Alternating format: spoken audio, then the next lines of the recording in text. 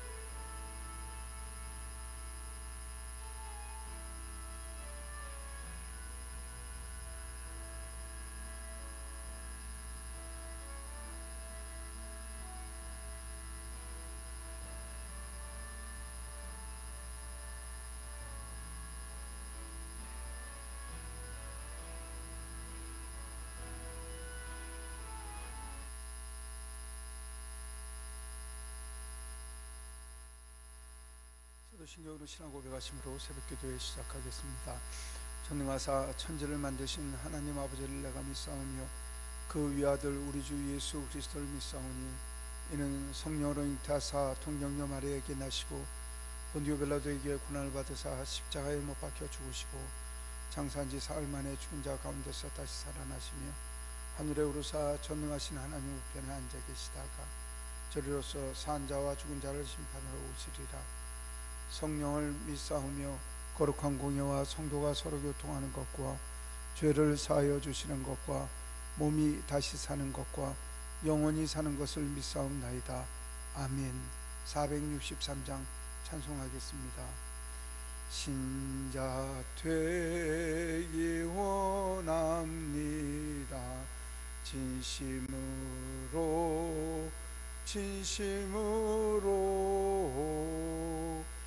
신자 되기 원합니다.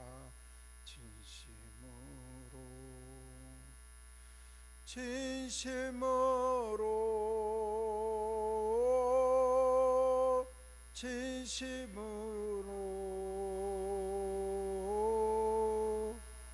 신자 되기 원합니다. 진심으로 사랑하기 원합니다.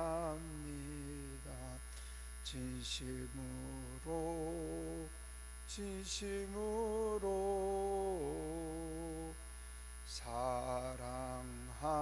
사랑하기 원합니다.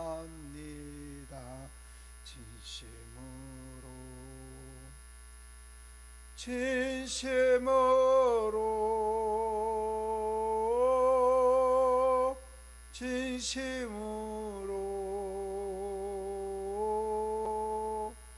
사랑하기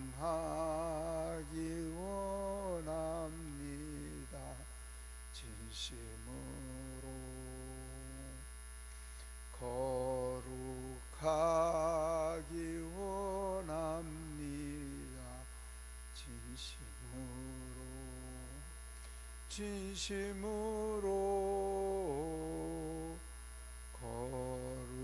거룩하기 원합니다. 진심으로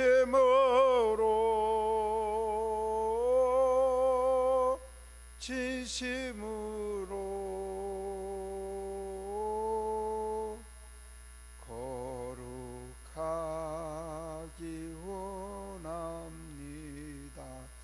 진심으로 예수 닮기 원합니다.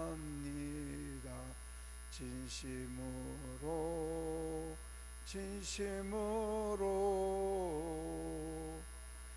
예수 닮기 원합니다.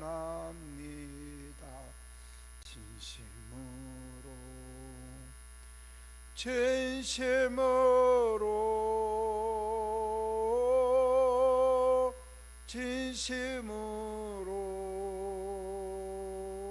진심으로 예수 닮기 원합니다.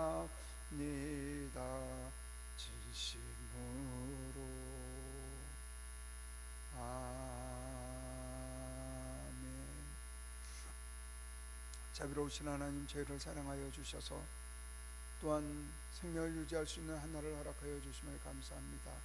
오늘 한날 주님과 동행하는 한날이 되게 하시고 주님을 찬양하고 경배하는 한날이 되게 하시옵소서.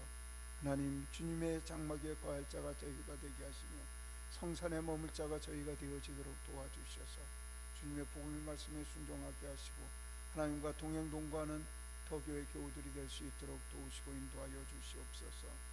하나님, 말씀을 읽고자 하니 주님의 성령님께서 저희와 함께 하여 주셔서 아버지 하나님의 거룩하신 마음, 저희와 함께 하시고 싶어 하시는 그 주님의 마음이 저희의 마음 되게 하시고 하나님 말씀에 순종함으로 주님 기쁜 소망이 이루어지는 저희들이 될 수 있도록 역사하여 주시옵소서. 주님의 성령님께서 저희와 함께 하여 주셔서 가르쳐 주시고 깨우쳐 주시고 저희로 결단하게 하셔서 주님의 의회와 도에 머물 수 있도록 인도하여 주시옵소서. 예수 그리스도 이름으로 기도드리옵나이다. 아멘. 시편 말씀입니다. 15편 1절로 5절의 말씀을 읽겠습니다. 여호와여, 주의 장막에 머무는 자 누구이며 주의 성산에 사는 자 누구오니까? 정직하게 행하며 공의를 실천하며 그 마음에 진실을 말하며 그 혀로 남의 허물을 하지 않고 남의 이웃의 악을 행하지 아니하며 이웃을 비방하지 아니하며 그의 눈은 망령된 자를 멸시하며 여호와를 두려워하는 자를 존대하며 그 마음에 서원한 것은 해로울지라도 변하지 아니하며 이자를 받으려고 돈을 꾸어주지 아니하고 뇌물을 받지 아니하고 무죄한 자를 해하지 아니한 자며 이런 일을 행하는 자는 영원히 흔들리지 아니하리로다. 아멘. 주님의 은혜가 새벽에 하나님 앞에 전심으로 살아가길 소망하는 여러 성도님들께 하나님께서 은혜와 평강 내려주시길 원합니다. 오늘 말씀은 주님과 동행함에 대한 이야기입니다. 우리가 늘 기도하면서 하나님과 동행하는 삶이 되게 하시옵소서. 주님과 동감의 삶이 될 수 있도록 해달라고 늘 기도하고 간구하고 있는데 오늘 다윗의 시라고 이야기를 하며 다윗이 기도문을 작성을 하면서 그 주님의 성산, 주님의 성막에 거할 수 있는 사람이 누구겠느냐 이야기를 하면서 생활 가운데 우리가 조심해야 할 수 있는 12가지 조건을 제시하는 이야기가 오늘의 말씀입니다. 사실 설교를 하는 설교자나 아니면 이 땅의 어떤 사람도 이 12가지의 제목에 100% 그렇게 완벽하게 살아나는 사람들이 쉽지 않을 것입니다. 말씀을 준비하면서도 저 스스로 얼마나 찔림이 있었는지 모르는 이야기입니다. 오늘 새벽에 이 말씀을 묵상을 하면서 삶을 돌이켜 정말 우리가 찬송한 것처럼 우리의 날마다 거룩해져서 예수님 닮아가는 은혜가 우리가 있기를 소망합니다. 이제 불교에서는 성찰이라고 이야기를 하고 또 우리 유교에서는 또 그것을 또 자기 돌봄이라고 그렇게 이야기를 하고 또 우리도 어느 날부터는 자기 성찰에 대한 이야기를 많이 합니다. 그 옛날 중국인 중에 유명한 선생은 일일삼성 하루에 3번을 스스로 반성한다고 이야기를 했는데 우리 주님은 날마다 스스로를 되돌이켜 보라고 그렇게 이야기를 하셨습니다. 스스로를 되돌이켜 보는 것은 이거는 신앙의 부분이 아니라 인격의 부분 가운데서도 스스로 성장하는 데 중요합니다. 저는 제 아이들한테 이런 이야기를 합니다. 스스로 이야기를 한 것에 대해서 자기 반성이 없는 친구하고는 친구 사귀지 말라. 너 그 친구하고 오래 사귀어봐야 이익될 것이 없다. 늘 자기를 돌보고 내가 실수한 것 같아라고 자기 고백을 할 수 있고 자기 반성을 하고 자기 깨우침이 있고 자기 돌이킴이 있는 사람, 그 사람은 발전할 수 있는 사람이다. 그 사람이 비록 지금 낮을지라도 그 사람은 장래에 크게 성장할 것이다 라는 그런 이야기를 합니다. 그렇습니다. 자기가 완벽하다고 느끼는 사람은 절대로 성장을 불가능합니다. 주님 앞에도 우리 스스로가 늘 스스로를 돌봐야 합니다. 그러므로 여러분들은 늘 기도할 때마다 성령님께 성령님 저를 부끄럽게 여기게 하여 주시옵소서. 제 지책을 드러나게 하여 주시옵소서. 저를 돌이키게 하여 주시옵소서. 반성하고 회개하고 돌이켜 날마다 예수님의 장성한 그 믿음의 분량까지 성장하게 해주십시오라고 하는 그 기도와 마음의 각오가 있어야 할 것입니다. 그래서 우리는 여러분들 보시기에 오른편에 예수님 닮기 원합니다에는 어마어마한 많은 내용이 포함이 되어 있지만, 날마다 우리를 버리고 구습을 버리고 죄악된 사람들을 버리고 예수님 닮아가려고 하는 교회의 의지가 있다는 사실을 기억해 주시기를 원합니다. 오늘 우리가 읽은 시편 15편은 하나님 장막에 거할 수 있는 사람에 대해서 이야기를 합니다.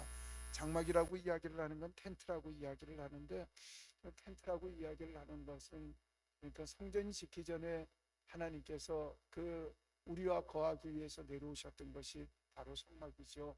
성막은 이제 그 성막들이 약 한 400평 정도, 규빗을 어떻게 잡느냐에 따라서 45.6cm로, 한 규빗이라고 하는 게 팔꿈치에서 손끝까지인데, 여기를 45.6cm로 계산을 할 경우에는 한 350평 정도 되는 것이고, 계산하기 편하게 손끝에서 여기까지를 50cm로 볼 때는 약 400평 정도 그렇게 나옵니다. 그래서 장막들의 크기를 가지고 400평이라고 나온 책이 있으면, 이거는 이 계산하는 신학자가 이걸 규빗으로 50cm로 봤구나, 그렇게 해서 대강 가늠을 하시고, 350평이라고 이야기를 한다고 하면 이거는 이 보수적으로 45.6cm로 봤구나, 이렇게 생각을 하시면 됩니다. 그러니까 한 350평 되는 성막들 안에, 그 안에 한 22평 정도 되는 성막이 지어집니다. 22평이라고 하면 우리 교회를 보면 요 안에 지금 내부 동그라미가 딱 50평 되도록 성결을 했으니까 대강 절반 정도의 크기 정도가 성막의 크기라고 생각을 하시면 되고, 그 22평 중에 약 7평 정도가 지성소고, 거기는 아무도 들어갈 수가 없고, 제사장도 1년에 하루 3번밖에 들어갈 수 없는 곳이고, 그곳에는 하나님의 임재가 있으시고 하나님께서 그것에 기거하시겠다고 하셨던 그 언약의 교회가 그 안에 있고요. 그 다음에 그 옆에 성소가 있는데 약 15평 정도가 있고, 그 안에 우리가 잘 아는 향단이 있고, 그 다음에 진설병대가 있고, 그 다음에 향대가 있고 한 그런 장소입니다. 여기서 얘기하는 성산이라고 이야기를 하는 것은 그 성막이 거주하는 데 시온산이라고 이야기를 하니, 시온산 그 자체가 하나님이 계신 곳으로 생각을 했던 것이고요. 장막이라고 이야기를 했던 것은 그 하나님께서 존전해 계시기 때문에 그 안에 들어가 있는 사람은 하나님과 동행하는 사람으로 봤습니다. 누가 장막에 머물 것이냐, 누가 성산에 살 것이냐, 이 이야기는 오늘의 이야기를 하는 대로 장막도 없고 성산도 없는데 이걸 어떻게 해석이 되는 거냐, 주님과 동행 동거할 사람이 누구냐, 이렇게 이야기를 하는 것이죠. 우리가 의지 있어서 하나님께 나가는 게 아니라 하나님은 우리에게 찾아오시는 분이시죠. 우리가 죄인 됐을 때 우리를 찾아오시는 분이신데, 하나님은 억만죄악 가운데 있는데 우리를 찾아오셨지만, 그 은혜를 경험한 사람들은 어떻게 살 것이냐에 대한 이야기가 오늘 다윗 이름이 우리에게 이야기를 하시는 거죠. 세상의 인생을 살면서 다윗의 고난에 대해서 많은 이야기를 했더니 많은 사람들이 그렇게 이야기를 합니다. 다윗도 그런 고난을 당하지만 우리 인생 굽이굽이 살펴보면 다윗만큼이 아니지만 우리도 눈물을 흘리고 죽을 만한 고생을 안 한 사람이 어디 있겠냐고 이야기를 합니다. 그러나 다윗은 견뎌내고 이스라엘을 통합했으며, 그 다음에 이스라엘 왕조를 만들고 하나님께서 그렇게 인정하시는 신앙인이 되었던 것은 바로 하나님을 늘 모시고 그가 자신을 살펴보며 죄악 가운데 침상이 눈물로 뜰 만큼 회개하고 주님 앞에 나갔던 그 아름다운 마음이 있어서, 이스라엘 등 특별히 유다 민족이 이야기를 할 때 예수님 하나님께서 늘 다윗 같아서, 다윗 같지 않아서를 이야기를 하시므로 다윗으로 왕조의 믿음의 표준을 삼았던 사실을 본다면, 다윗이 고백하는 이 12가지의 이야기에 대해서는 우리 삶을 훑어보는 중요한 지표가 될 것이라고 생각이 듭니다. 2절에 그런 이야기를 합니다. 정직을 행하고 공의를 실천하고 그 마음의 진실을 얘기를 하면서 성산에 거하는 사람은 일단 정직해야 된다고 이야기를 합니다. 사실 정직이라고 이야기를 하는 것은 여기에 꺼림낌 없는 사람들은 없을 겁니다. 정직이 어떤 정직이냐의 문제이죠. 정직하고 얘기를 하다 보면, 너무 정직하다 보면 이 사람이 너무 막힌 사람 같고 말씀이죠. 그 다음에 분위기가 좋다고 해갖고 우리가 흔히 얘기하는 하얀 거짓말, 분위기 좋게 하려고 조금 거짓하고 왜곡하다 보면 저 사람 휘어진 사람이라고 이야기를 하는데, 여기서 얘기하는 정직은 정의 정직입니다. 뭘 이야기를 하면 뭐 직장에서 근무하는 사람들은 직장 안에서 그리스도인의 삶을 다해야 하는 것이죠. 교회 안에서도 교회의 정직이 있을 수 있고, 사람 간에 있어도 사람을 속이려고 이야기를 하고 기만하고 하려고 하고 머리 위에서 사람을 조종하려고 하는 일체의 방법들이 없어야 된다는 것입니다. 장사를 하는 사람들도 있지요. 늘 장사하는 사람들은 이윤을 남기는데, 제가 아는 사람이 있습니다. 제가 그분을 통해서 책을 사고 의료기기를 산 지를 뭐 한 30년, 40년 가까이 거래를 한 사람인데 말씀이죠. 그러면 책자를, 무슨 책을, 한방 책자니까 이제 나온 루트가 뻔해서 그분한테 구매를 하고 구해달라고 이야기를 하면, 그분 이야기는 꼭 이런 이야기를 합니다. 얼마짜리인데 저한테 들어오는 가격이 얼마예요? 그 가격으로 보내드리겠습니다. 아무래도 제가 생각을 해보면 가령 그분이 100원에 들어온 가격이라면 제주도까지 내려오는데 택배가 있을 텐데 자기도 이익을 봐야 되는데, 늘 그 사람은 100원에 구매를 해서 100원에 보내주겠다고 이야기를 합니다. 그럼 제가 늘 꼭 얘기를 합니다. 그러면 사장님 그 택배비는 보내지 마세요. 아니면 아니 사장님도 돈을 버셔야 될 거 아니에요. 제가 웃돈을 보내드리겠습니다. 그렇게까지 대화가 되지만 늘 그게 반복입니다. 물론 그분이 저를 좋아하기 때문에 이윤을 남기지 않고 그렇게 하겠지만, 자기 이윤까지 포함해서 그렇게 얘기를 했다면 그분은 정직하지 않을 것입니다. 그리고 늘 장사하는 사람들 보면 다 이 가격에 팔면 손해보는 거라고 이야기를 하고, 물론 장사하는 사람은 손절하고 파는 경우도 있습니다. 그러나 늘 그러지는 않을 것입니다. 오히려 이런 언어보다는 주님 저는 이 가격에 팔면 얼마 남지 않습니다. 최소한의 이윤을 붙이고 판매입니다. 그리고 말이 그렇게만 끝나는 게 아니라 실제도 그렇게 장사를 한다면 많은 사람들한테 그리스도인으로 인정받는 사람들이 될 것입니다. 바로 이것이 정직입니다. 그리고 이렇게 살아가야 할 것입니다. 성공을 이야기하지 마십시오. 만약에 그렇게 장사하다, 정직하게 장사하다 망한다면 하나님께서 새로운 길로 새로운 뜻을 주어줄 것이지, 분명히 하나님께서 구별 살피시고 우리의 삶을 인정하신다는 사실을 저와 여러분들이 알아야 합니다. 그 정직하게 행한다는 정직이라는 말은 그 탐밈이라고 히브리어로 이야기를 하는데, 이건 완벽하게 살라고 하는 이야기시지 결국 남들 보기에 비교적 정직하라고 하는 이야기가 아닙니다. 하나님과 동행하는 사람은 늘상 그 정직을 하나님 앞에의 선과 비교를 해서 하나님 닮아가는 그 모습으로 살아가야 된다고 우리에게 말씀을 하고 계십니다. 3절에 보면 이웃과 이야기를 하는 부분에 대해서 이야기를 하고 있습니다. 남을 허물을 비방하지 말고, 악을 행하지 말고 이웃을 비방하지 말라 이야기를 합니다. 이거 비방이라는 것 말씀이죠. 이 죄가 이 땅에 들어오면서부터 사람의 취미 생활이 됐는지 말씀이죠. 세상에 남을 칭찬하다 보면 은근히 비방하는 말이 기억 나오고요. 그 사람이 좀 행동을 좀 변했으면 좋겠는데, 선한 말로 시작하다 보면 꼭 물고가 비방하다 보면 얘기하다 보면 내가 그 사람 비방하고 있어요.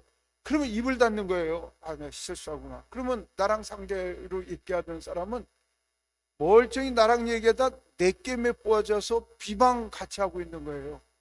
그 사람한테 너무 죄짓게 한 것 같아서 미안해서 죄송하다고, 이거 말을 그 사람 잘 되라고 얘기를 하는데 말하다 보니까 어떻게 비방하는 얘기 됐다고, 말 여기서 끝내자고 이렇게 얘기하는 제가 가끔 있습니다.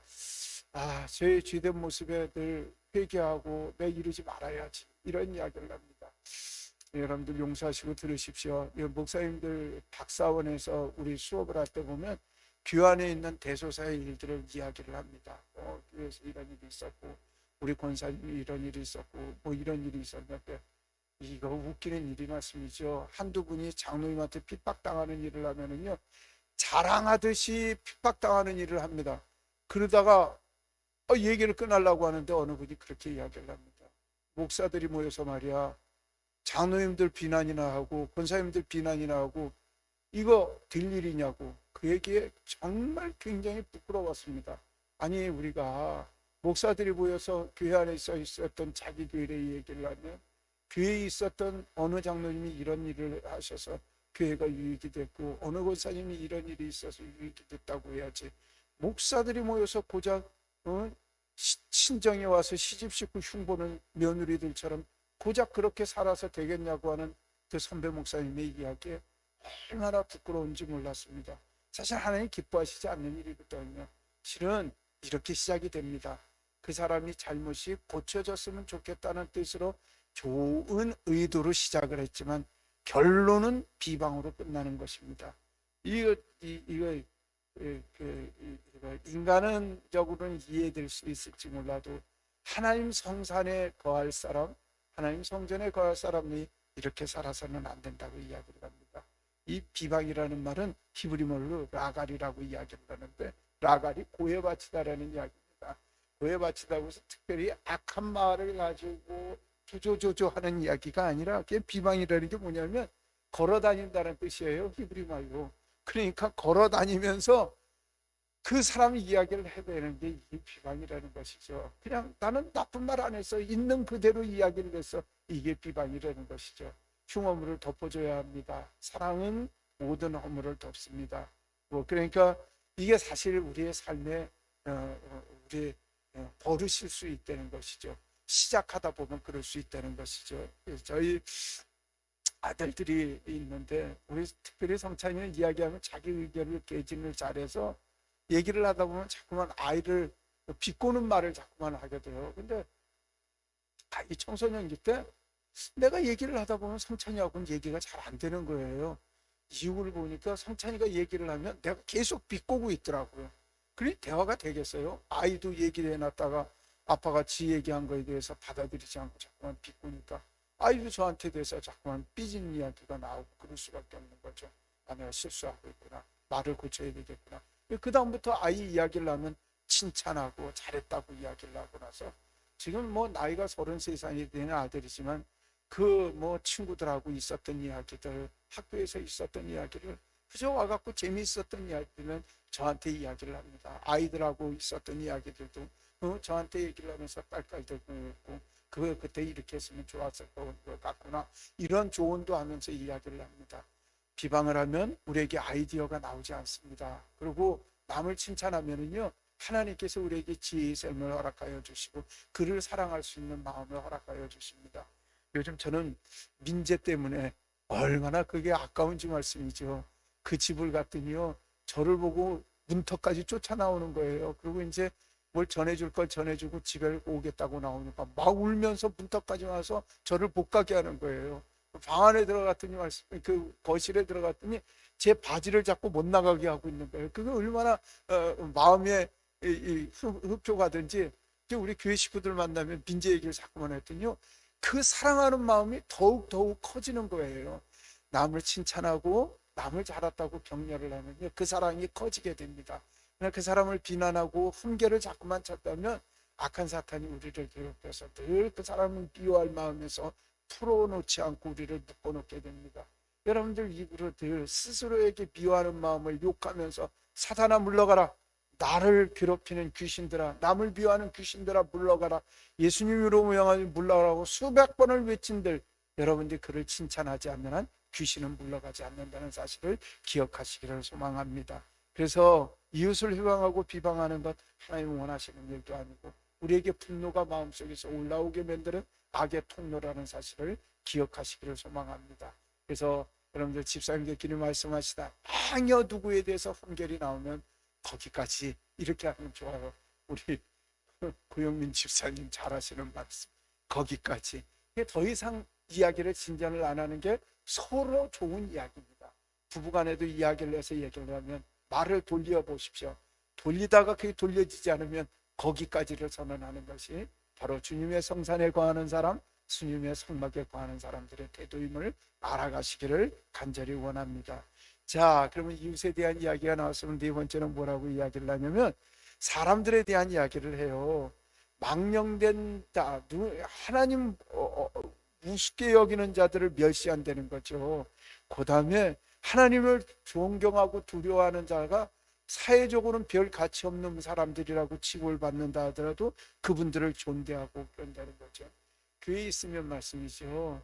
외모나 이런 데는 정말 보잘것없고 사회적으로 인정받지 않고 이렇지만 교회에 와서 하나님을 그렇게 성실히 섬기는 분들이 있으면 이런 분들 존대하게 여기는 교회가 되어야 합니다.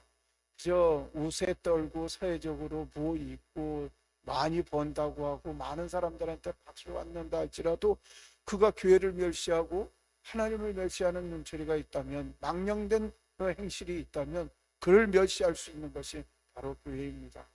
존경하는 선배님 봤습니다. 뭐 무당 정권이니 그런 이야기를 하니 본인은 이 임기가 끝날 때까지 그를 대통령이라고 얘기 안 하겠다고 이야기를 하는 사람도 있습니다. 그가 하나님과 사람들 앞에 죄를 선언하지 않고서는, 자복하지 않고서는 대통령이라고 얘기하지 않겠다는 사람들이 있습니다.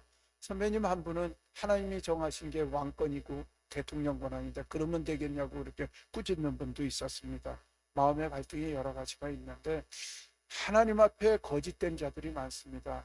무속에 대한 이야기를 하니까 뭐 자기 부인이 구약을 다 외운다는 거짓말하는 거, 구약 성경을 다 외울 사람이 어디 있겠습니까? 물론 과정된 이야기고 물론 그 사람들뿐만 아니었습니다. 그 전에 장로 부인이라고 했던, 장로였던 대통령 부인도 선거 때가 되니까 절간에 가서 수계, 우리로 얘기하면 절간에 가서 세례를 받았던 사람도 있습니다.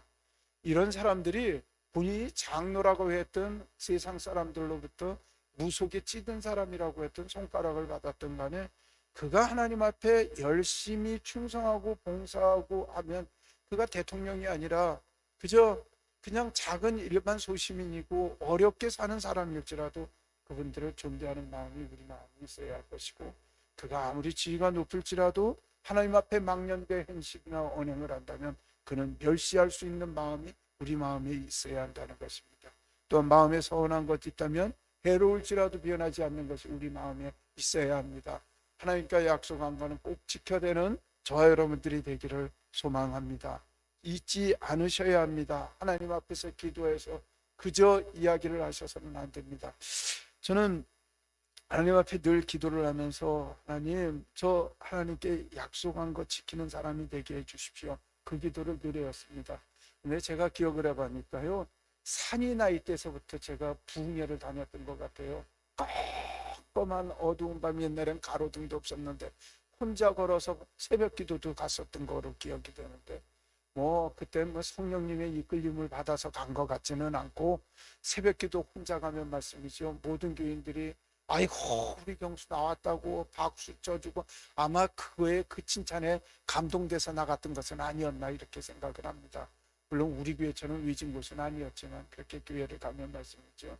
그저 부흥 강사님들이 주의 종 바치라고 이야기를 했을 때 저도 그때 아마 서운한 것이 아니었나 생각이 드는데, 나이 30이 들고 40이 들 때쯤 될 때 내 마음속에 하나님 앞에 서운한 것이 무엇인가에 대한 고민이 있고 그 결과 그 소원을 갚아드리기 위하여 제가 신학의 길을 접어들었던 것은 아니었나 생각을 합니다.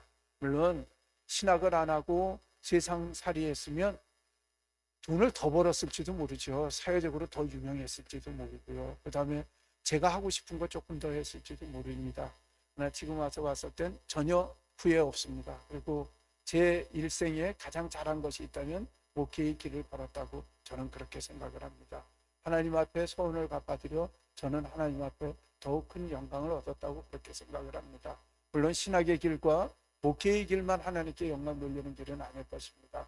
여러분들 하나님 앞에 소원한 것이 있다면 그것이 무엇이든지 작은 것이든지 갚아드리려고 여러분 노력하실 때 하나님 기뻐하시는 큰 은혜가 있고, 그런 사람들이 주님의 성산 안에 거하는 사람들임을 믿으시기를 소망합니다. 5절입니다. 사람들하고의 이야기를 하는데 우리 5절 말씀 같이 읽겠습니다. 이자를 받으려고 돈을 구워주지 아니하고 뇌물을 받고 무지한 자를 해하지 아니하는 자이니 이런 일을 행하는 자는 영원히 흔들리지 아니하리라. 이건 주님의 성산에 거하는 사람에 대해서 신앙의 생활, 가정생활, 사회생활 이런 부분에 대해서 구분이 있어야 된다고 이야기를 하는데, 사람과의 관계에 있어서 이자 관계를 이야기를 합니다. 사실 왜 갑자기 여기 이자를 얘기를 하나 이야기를 하는데, 사실 남한테 돈 꿔주면서 이자 받지 않고 꿔줄 만한 사람은 예수님 믿는 사람 아니고서는 거의 드물 수 있는 이야기죠. 그저 남한테 자선을 베풀고 되돌아올까를 생각하지 않고 헌신하고 살아가는 사람입니다. 아니, 종교 생활하는 사람들이 다 그렇죠. 그렇지 않습니다. 여러분들, 우리나라에서도 사회복지에서 분석을 해보면 말씀이죠. 원불교도 하고 불교도 하고 천주교도 하고 개신교도 하고, 그렇게 해서 사회복지 시설을 운영하는 사람들의 종교별로 얘기를 하면요, 여러분들 타 종교가 감히 쫓아올 수가 없습니다. 개신교 신자가 80%가 됩니다. 아니, 그렇게 잘하는 평화를 얘기하는 천주교에 자비를 얘기하는 불교도 여러분들 다 합쳐봐야 20%도 안 되고 80%가 개신교에서 운영한다는 사실에서 우리가 얼마나 세상을 향하여 편 손길이 크다는 사실을 기억을 하셔야 합니다. 언행심사 주님을 닮아가는 우리가 되기를 소망합니다. 그리고 늘 우리의 모습들이 예수님 닮아가 그 하늘 높은 보좌 버리시고 이 땅에 오셔서 십자가까지 지신 그 예수님의 사랑 우리 마음속에 품기를 소망합니다. 그런 분들이 주님과 동행하고 동거하는 그런 길임을 아시기를 원합니다. 오늘 우리 토교의 교우들, 하나님 앞에, 나는 주님 앞에 주님의 성산에 성막에 거하는 자이며 오늘도 내 산업의 현장, 내 직업의 현장, 내 가정에서 주님과 동행하고 동거하는 은혜를 누리시는 귀한 은혜가 우리 교회 위에, 또 여러분들의 삶 위에, 여러분들의 가정 위에 넘치시길 간절히 원합니다. 기도하겠습니다. 자비로우신 하나님, 저희를 지키시고 인도하여 주시니 감사합니다. 하나님, 저희로 주님의 성산에 거하는 자에게 되게 하시며 하나님의 기쁨과 소망에 아버지 하나님 동참하는 저희의 삶이 될 수 있도록 우리 하나님 역사하여 주시길 간절히 소망하고 원합니다.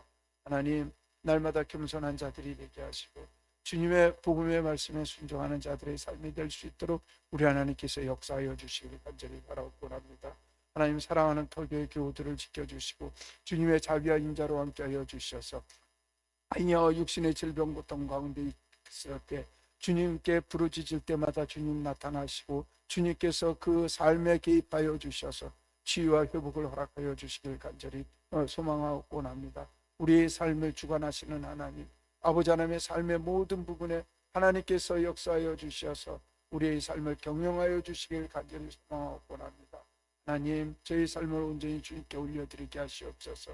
하나님, 육신의 질병이 있는 분들, 삶의 문제 있는 분들, 하나님 주님 부르짖을 때마다 응답하여 주시고 주님 부르짖을 때마다 주님께서 그 삶에 이끌어 주시는 손길을 보여주시길 간절히 소망하고 합니다. 오늘 하루 한 날도 하나님과 동행하길 소망하오니 저희의 삶을 이끌어 주시고 번념하여 주시옵소서. 이 모든 말씀 우리 주 예수 그리스도 이름으로 기도드리옵나이다.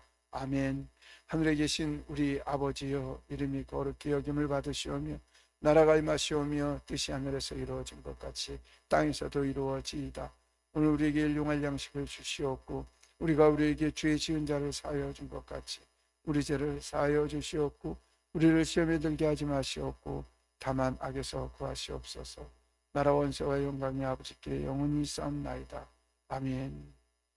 오늘 우리 기도할 때 특별히 세계 선교를 위하여 기도해 주시길 바랍니다. 중국에 많은 선교지가 무너지고 추방당한 이후 또 이 코로나 때문에 들어가지 못해서 중국 선교사님들이 그 새로운 선교지를 찾아서 떠나가신 분들도 있지만 오갈 데가 없어서 직업의 전선에서 어찌할 바를 모르는 분들이 계십니다. 특별히 중국 사역자들 위해서 기도해 주시길 원합니다. 중국이 비행기표가 들어가는데요, 평상시보다 2배 많이 비싼 데는 10배까지도 비싸졌다고 이야기를 합니다. 이런 경제적인 모든 문제 하나님께서 해결해 주시고 역사하여 주시고 또 그것에서 다시 복음을 활성화하고 주님의 교회에 예배드릴 수 있는 이런 부분들이 다시 일어나서 중국 선교를 위한 우리 국민들 또 우리 교회가 노력하는 모든 것에 하나님 함께하여 달라고 여러분들 기도해 주시길 바랍니다. 낙도우지에서 사역하는 사역자들을 위하여 기도해 주시고 하마을 성경학교와 또 동인성교를 위하여 기도해 주시길 부탁드립니다. 오늘 금요기들을 위하여 기도해 주십시오. 기도하겠습니다.